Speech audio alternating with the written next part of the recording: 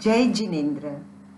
आज हम नाम कर्म की उत्तर प्रकृतियों में गति, जाति, शरीर, अंगोपांग, बंधन, संघात आदि को जानने के पश्चात इस वीडियो में शरीर से रिलेटेड संघनन और संस्थान को जानेंगे। नाम कर्म की उत्तर प्रकृतियों में सातवीं पिंड प्रकृति संघनन है। अस्थियों की रचना विशेष को संघनन कहते हैं। यह केवल औदारिक शरीर में ही पाया जाता है।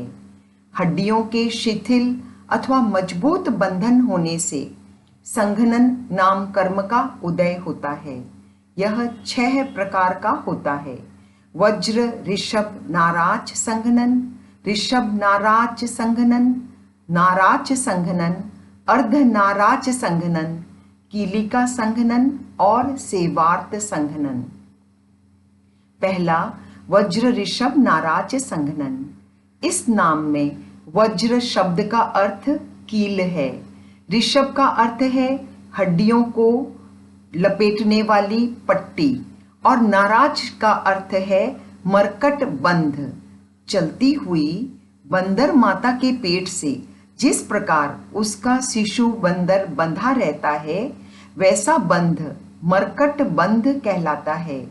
अतः जिस संघनन में 2 हड्डियों को दोनों ओर से मरकट बंध की तरह बंधी हुई हो, पट्टी के आकार की तीसरी हड्डी के द्वारा लिपटी हुई हो और इन तीनों हड्डियों को एक कील के द्वारा वे लगी हुई हों, ऐसे मजबूत दृढ़ अस्थि बंधन वाले संघनन का नाम है वज्र ऋषभ नाराच संघनन। यह संघनन जितना मोक्ष जाने के लिए आवश्यक है, उतना ही 7वीं नरक महातमः नरक में जाने के लिए भी आवश्यक है। हाँ, तो आज इस भरत क्षेत्र से जीव जहाँ मोक्ष नहीं जा सकते, वहाँ वे 7म नरक में भी नहीं जा सकते। और इसका कारण वज्र ऋषभ नाराज संघनन की अनुपलब्धता है। इसका अर्थ हुआ कि एक जीव को अत्यधिक अच्छा या अत्यधिक बुरा दोनों ही प्रकार के कार्य करने के लिए उत्तम संघनन अर्थात शारीरिक क्षमता की आवश्यकता है। बात तो बहुत छोटी प्रतीत होती है, लेकिन इसके पीछे भाव बहुत गहरा है। हम स्वयं देखते हैं कि कोई टेररिस्ट हो या हाईजैकर, उन दोनों में ही बुद्धि और शक्ति दोनों ही एक्स्ट्रा ऑर्डिनरी होती है। अर्थात कि अच्छे संघनन के अभाव में जीव न मोक्ष जा पाता है और न ही 7वीं नरक।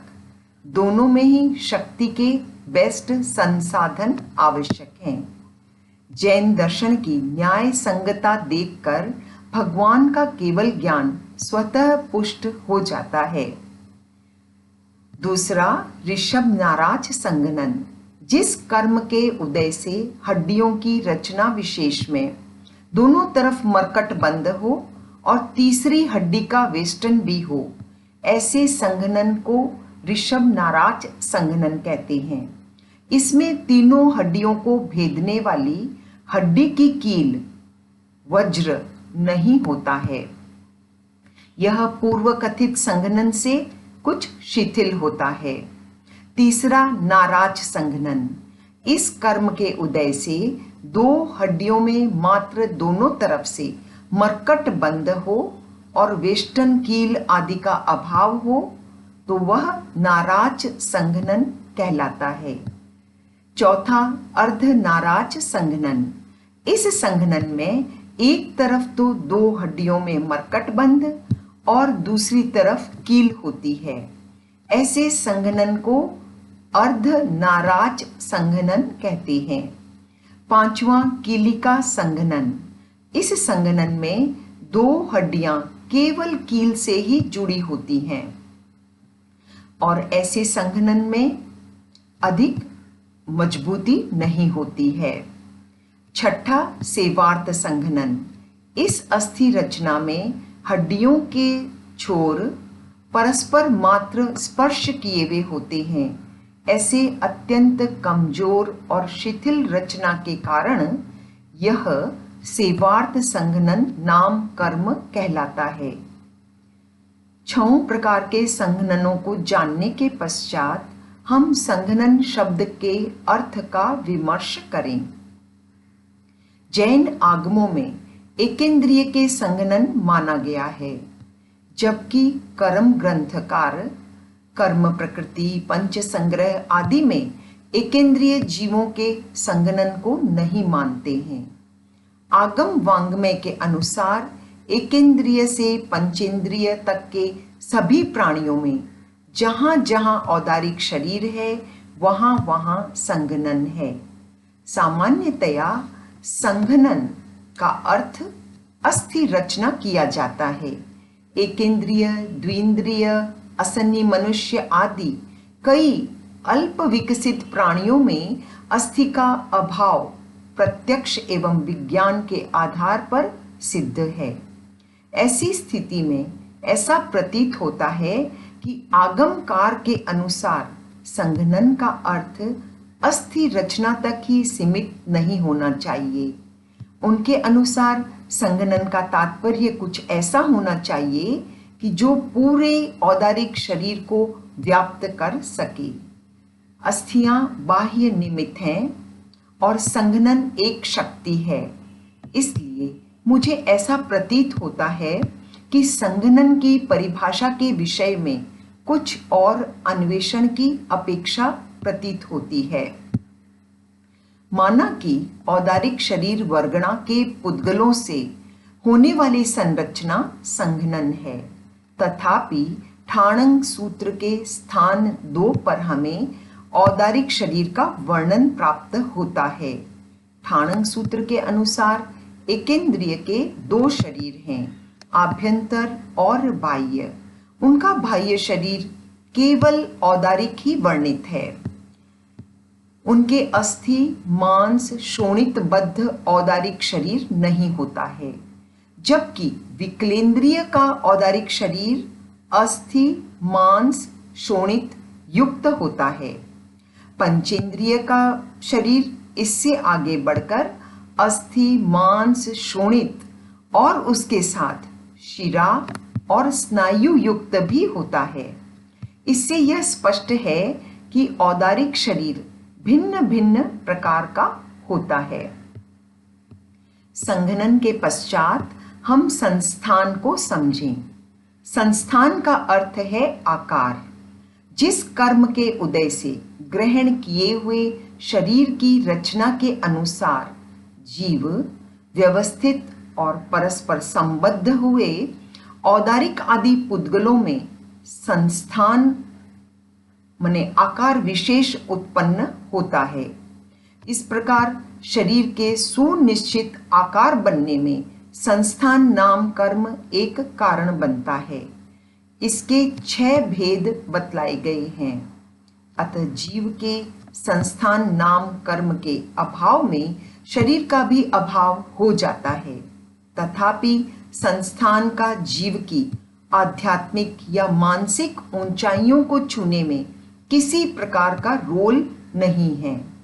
माना कि जीव के मोक्ष गमन में संघनन की एक महत्वपूर्ण भूमिका है, जबकि जीव के मुक्त होने के लिए किसी विशेष संस्थान की आवश्यकता नहीं है। सबसे पहला समचतुरस्र संस्थान नाम कर्म।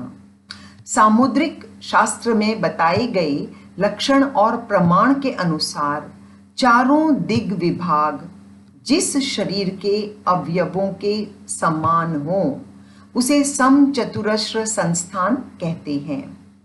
इस संस्थान का नियम है कि पालथी मारकर बैठने से जिस शरीर के चारों कोण समान हो, अर्थात आसन और कपाल का अंतर, दोनों घुटनों का अंतर, बाएं कंधे और दाहिने जानु का अंतर और दाहिने कंधे और बाएं जानु का अंतर समान हो। इस संस्थान के उदय का हेतुभूत समचतुरस्र संस्थान नाम कर्म है। दूसरा न्यग्रोध परिमंडल संस्थान नाम कर्म। वट वृक्ष के जैसा परिमंडल आकार जिस शरीर में हो उसे न्यग्रोध परिमंडल संस्थान कहते हैं।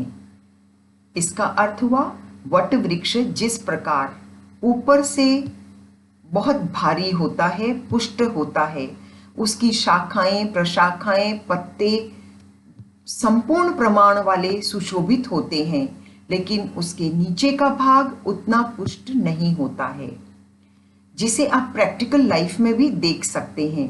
किसी किसी का शरीर नाभि से ऊपर का वक्षस्थल आदि स्थूल होते हैं और नाभि के नीचे का हिप्स, लेग्स आदि उतने स्थूल न होकर कुछ पतलापन लिए हुए होते हैं। तीसरा सादी संस्थान है। यह न्यग्रोध से कुछ विपरीत है। देखिए, साची शब्द का अर्थ है शालमली, सेमल वृक्ष। इस वृक्ष का तना बहुत चौड़ा, मोटा, पुष्ट होता है, लेकिन इसका ऊपर का भाग काफी पतला होता है, अर्थात कि छोटा होता है। नीचे के प्रमाण जितनी विशालता लिया हुआ पुष्ट नहीं होता है।